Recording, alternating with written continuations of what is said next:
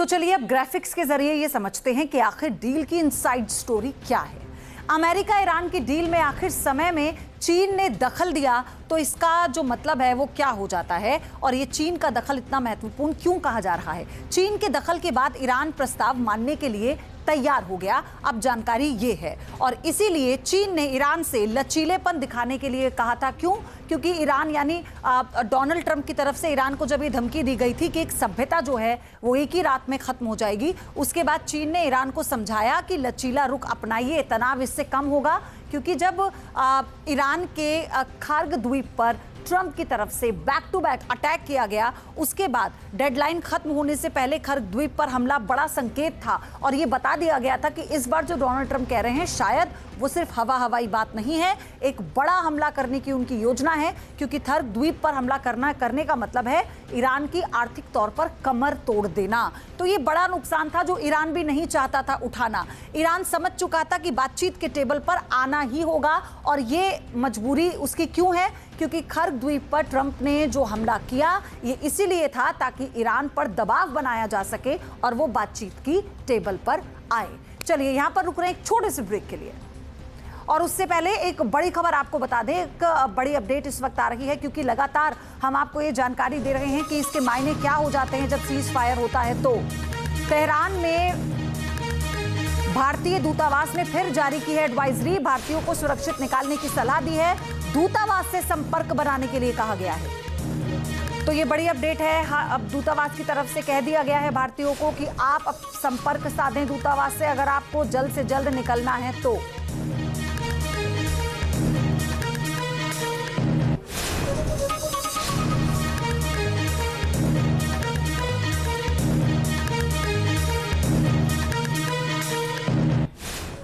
America और Iran के बीच 40 दिनों से जारी जंग के बाद आखिरकार 2 हफ्ते के सीज फायर पर सहमति बन गई है।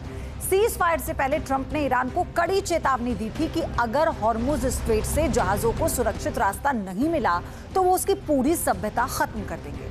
उन्होंने अहम इंफ्रास्ट्रक्चर पर हमले की भी धमकी दी। न्यूयॉर्क टाइम्स की रिपोर्ट के मुताबिक ये डील पाकिस्तान की मध्यस्थता और आखिरी समय में चीन के दखल के बाद संभव हो पाई।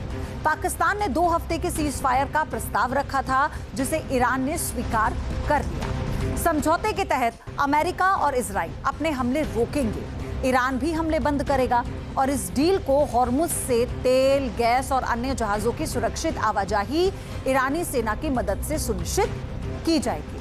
और सबसे बड़ी बात यह है कि आप देखिए कि जो इससे पहले हमने आपको बताया कि हॉर्मुज के जरिए ही ईरान दबाव बना रहा था, तो ट्रंप ने अपना तुरुप का इक्का चला। वो क्या था? खार्ग द्वीप। उसने जो अपने 3700 जवानों की तैनाती वहां पर की थी, और उससे पहले जो उसके युद्धपोत उसकी तरफ बढ़ रहे थे, कहीं ना कहीं ईरान के ऊपर खार्ग द्वीप पे हमले को लेकर दबाव था, जिसमें ईरान की तरफ से कहा गया कि आइए आपके लिए नर्क तैयार है। लेकिन ऐसे समय में जब अपने दोनों पायलट्स का रेस्क्यू अमेरिका कर लेता है तो उसमें तो उसने अपना डंका बजवा दिया। लेकिन एक तरह का दबाव जब बैक टू बैक खार्ग द्वीप पर फायर होता है तो वो ईरान पर बनाता है। ईरान से सीज फायर पर राष्ट्रपति ट्रंप भी घिर गए हैं, ये बड़ी अपडेट है। राष्ट्रपति ट्रंप को पद से हटाने की मांग होने लगी है। 70 से ज्यादा सांसदों ने ट्रंप को हटाने की मांग की। ईरान की सभ्यता को मिट्टी में मिलाने वाली धमकी को लेकर उनका विरोध हो रहा था, और इसका विरोध सिर्फ अमेरिका में नहीं बल्कि कई मुल्क कर रहे थे। कनाडा ने भी इसका विरोध किया था। इसके अलावा ये भी कहा गया कि इस तरह से अब जो अंतर्राष्ट्रीय पटल पर जो अस्थिरता पैदा होगी उसे किसी भी तरह से जायज नहीं ठहराया जा सकता। ये युद्ध में नियमों का उल्लंघन है, ये वॉर क्राइम की श्रेणी में आता है, जिसे डोनाल्ड ट्रंप ने पत्रकारों का जवाब देते हुए कह दिया था कि इसकी जिम्मेदारी मैं लेता हूं, मैं देख लूंगा। लेकिन जब चारों तरफ से उनका विरोध होता है तो फिर ये जो सीज फायर वाली बात सामने आती है, इस पर अपनी पीठ तो वो थपथपा ही रहे हैं, लेकिन बेंजामिन नेतन्याहू की तरह अपने घर में डोनाल्ड ट्रंप भी घिर गए हैं। तो हॉर्मुज स्ट्रेट को अगले 2 हफ्तों तक इस शर्त के साथ खोलने की इजाजत ईरान ने दे दी है कि वो इस दौरान इस संकरे समुद्री रास्ते से गुजरने वाले जहाजों से तेहरान टोल वसूलेगा। ईरान के साथ साथ ओमान को भी इसका फायदा हुआ है, उसे भी टोल का हिस्सा मिलेगा। अधिकारियों ने पुष्टि की है कि 2 हफ्ते की सीज फायर योजना में ईरान और ओमान दोनों को हॉर्मुज से गुजरने वाले जहाजों पर शुल्क लगाने की अनुमति देना शामिल है। सूत्रों का कहना है कि ईरान इस पैसे का इस्तेमाल पुनर्निर्माण के लिए करेगा।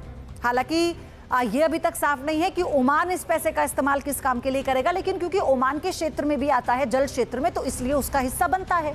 हॉर्मुज ओमान और ईरान दोनों के क्षेत्रीय जल में आता है।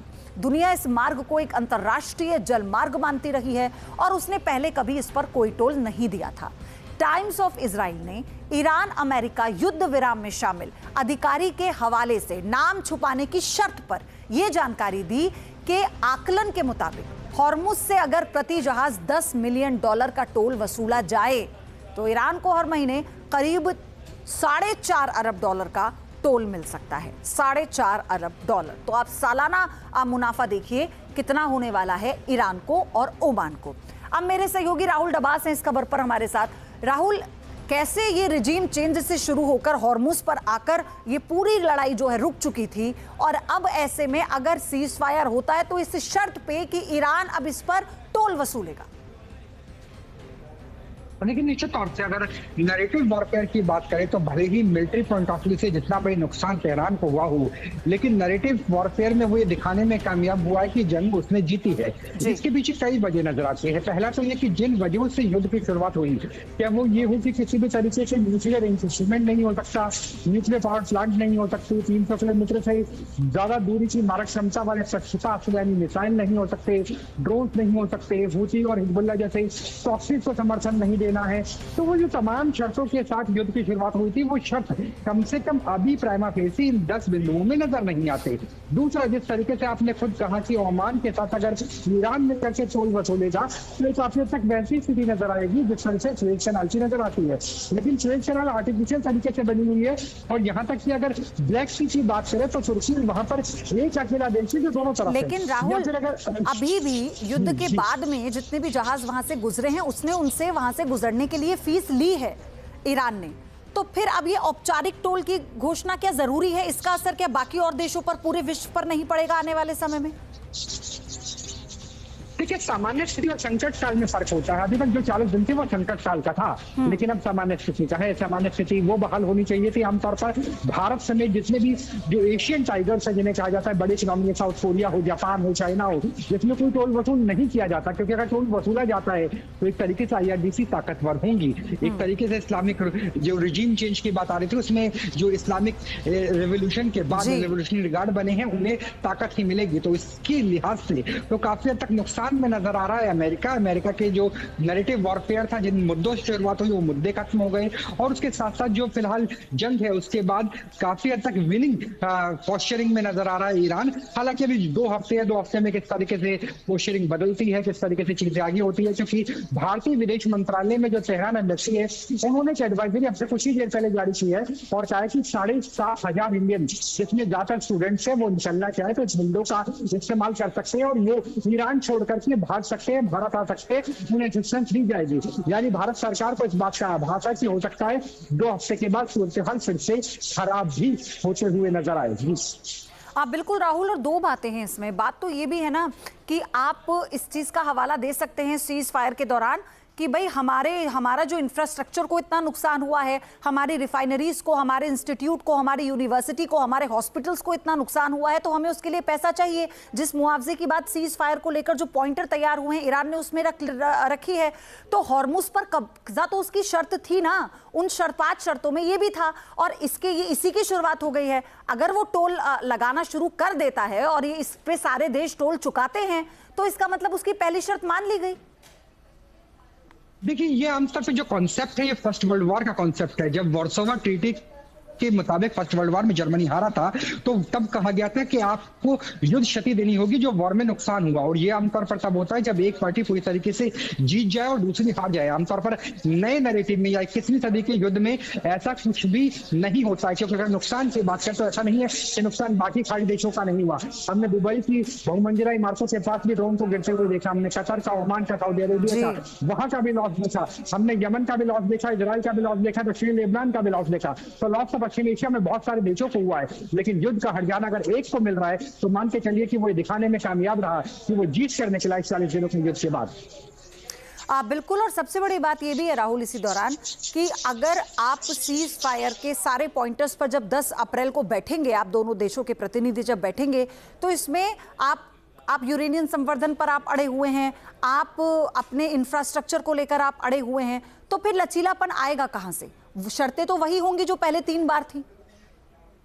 अच्छा राहुल, मैं आपके पास आ रही हूं। एक बड़ी खबर है इसी बीच, इजराइल ने लेबनान में अलर्ट जारी कर दिया है। लेबनान के टायर जिले को खाली करने का आदेश दिया गया है।